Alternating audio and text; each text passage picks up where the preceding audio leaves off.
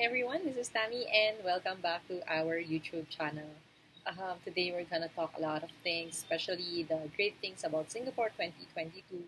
And I hope you will listen because you will get a lot of information about this country, especially for those who are interested in living or doing business in this country. You better listen, okay? Anyway, there's a lot of things going on right now in the world, but I hope everyone is safe and sound. Um, but what great about that is that the economy this 2022 is back. Okay, so even if there's a lot of things going on right now, there is still some good news here and there. Though most of the countries are experiencing inflation, at least some countries have totally opened their economy and are starting to recover from the impact of the pandemic. Yeah. And you know what? Talking about inflation, the Philippines is hit as well. The price of the goods, foods, and gasolines are greatly affected. Sadly, inflation makes some countries hungry and poorer. Yeah, it's really sad. Did you know that the inflation in the Southeast Asian countries is actually mild compared with many other countries? But however, some ASEAN countries still have high rates of inflation like us. Philippines. Actually, we have like 6%, approximately 6% inflation, and the Thailand at maybe around 7%, and others like South Korea and Singapore has approximately the same rate. There will still be countries here in Southeast Asia that could be highly affected as well. But what's good about them is that they can bounce back easily. It's really good if you have a good government. That Let's take Singapore as an example. Singapore has been experiencing inflation at approximately 6.7%. Knowing Singapore, it's already an expensive country. What more if we add up the inflation rate? It's becoming more expensive. So like for me, um, or other people like who has just enough money who can travel in Singapore, with the inflation, I don't think they can still travel, or they will just say that maybe let's travel next time when the inflation goes down, right? Singapore is the largest port in Southeast Asia and one of the busiest in the world, and it is always a top rank among the other countries in Asia. It is always a top rank among other countries in Asia. Like, how come they are in the top rank, right? You will think like, yeah, they are clean, they are expensive. Like, how come they become the top one? I mean, top rank. They don't even have any natural resources aside from having beautiful scenery, lands, fruits, animal farming, and fish. I think also that even with no natural resources to rely on, Singapore has embraced people as its most important asset. Yeah, they they invest in their people since they don't have any natural resources. Like they have invested heavily in education, skills, and training. Its students consistently perform the best globally in numeracy and literacy skills, and its teaching models are the envy of the world. I will totally agree, right?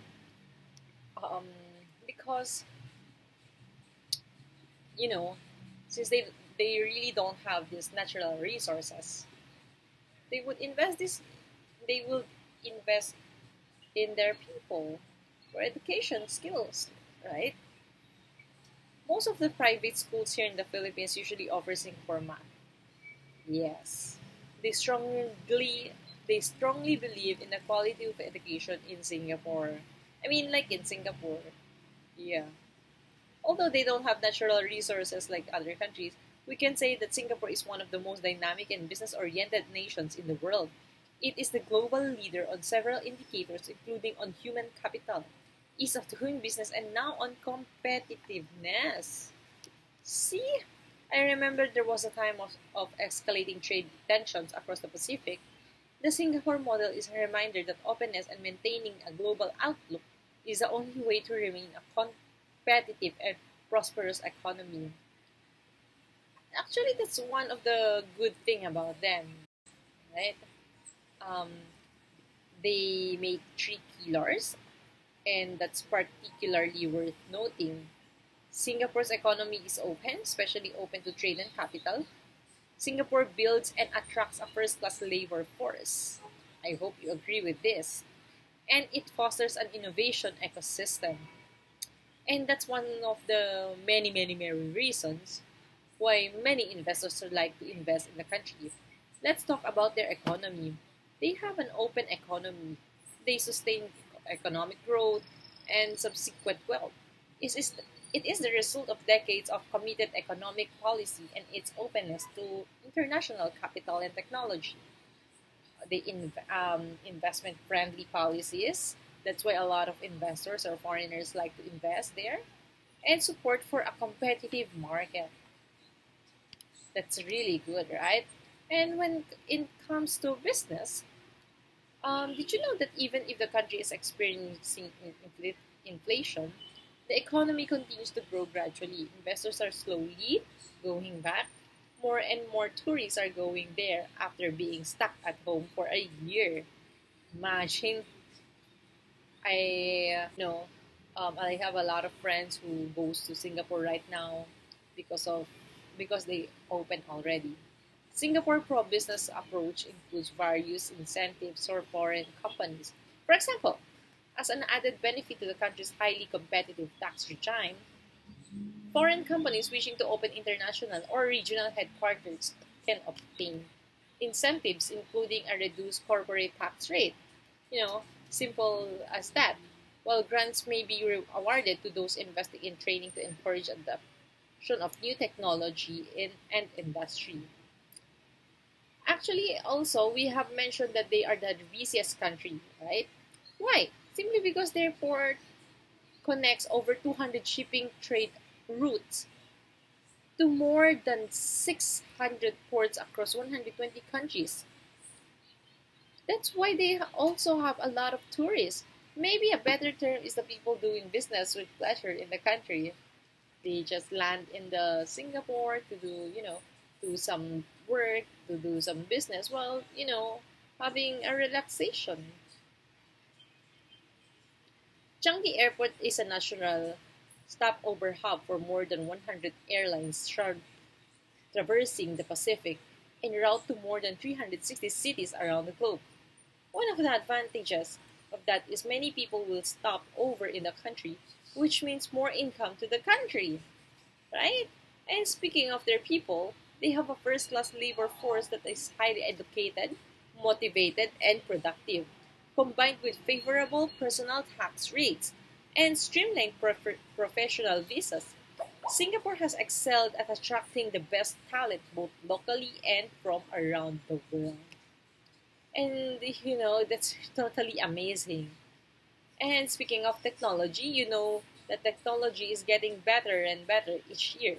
And so you have to upgrade each time. Like a cell phone that needs to be updated frequently. They are actively investing in building a thriving innovation ecosystem with a vision of transformation the economy through enterprise and innovation to support the next generation of businesses and to continue to foster a knowledge-based economy. And you know what? They are not only helping their people but also businessmen and investors as well. They really are good at attracting investors because of because if you still don't know, they are consistently ranking top one as a business friendliness of country and top one doing business. It's really great.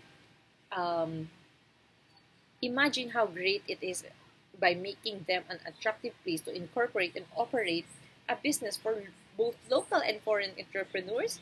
And if you're planning to live and do business there, why not, right? If I have the money, I will go there. I will do some business because it's really friendly. The country is very friendly to do business. Well, of course, given that the country is one of the most expensive places to live in, it is widely regarded as one of the safest countries in the world, with consistently low crime rates, a transparent legal system, and a reliable police force supported by proactive citizens.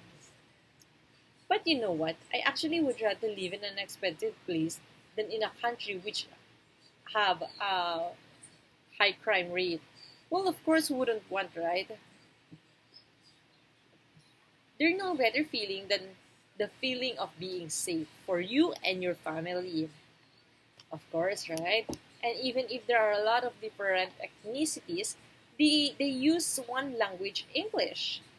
So there will be no language barriers. Yes, and starting your savings and opening a bank is not a problem as well. And if you decided to live and work or open a bank, open a business, it is easy as long as you have the complete requirements. Yep. Singapore is my dream country. I like to live in Singapore in Asia. Maybe because I'm used to be in Asia. I love the food, the weather, and the people. Or maybe because I'm already used to this kind of life. Right? Maybe. So, what makes Singapore attractive? There's many to mention. I know right now, um, like a robust economy, rational tax system with low tax rates, efficient process for incorporating and running a new company.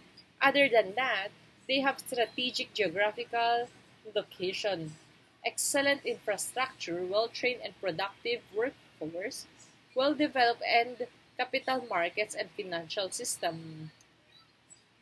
And I remember they have no restrictions on operations. They have no restrictions on repatriation of profits or import of capital. And what I love the most is they have a stable political and economic climate, strong adhere to the rule of law. Because they have a stable political and economic climate, a well-functioning government that is free of red tape. The government plays a big role in the country. Usually, success country begins with a successful government. After all, they believe in the excellent quality of life. Yeah, and that's it. We are going to talk a lot about Singapore or our podcast. Stay tuned because we are going to share with you interesting things about the country. Okay, so yeah, that's it for today. I hope you get information about this topic. Bye.